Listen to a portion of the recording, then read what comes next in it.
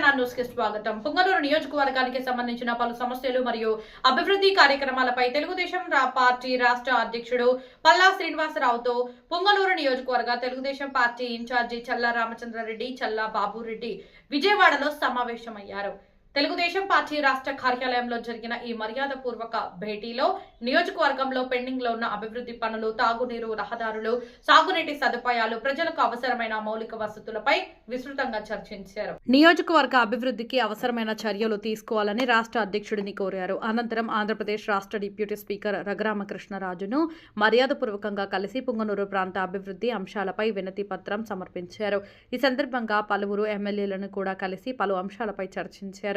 ఈ కార్యక్రమంలో రాష్ట్ర కుర్బా కార్పొరేషన్ డైరెక్టర్ ఉయ్యాల రమణ, మాజీ సర్పంచ్ రవి నాయుడు, కుమార్ రెడ్డి, శేషాద్రి నాయుడు తదితరులు పాల్గొన్నారు.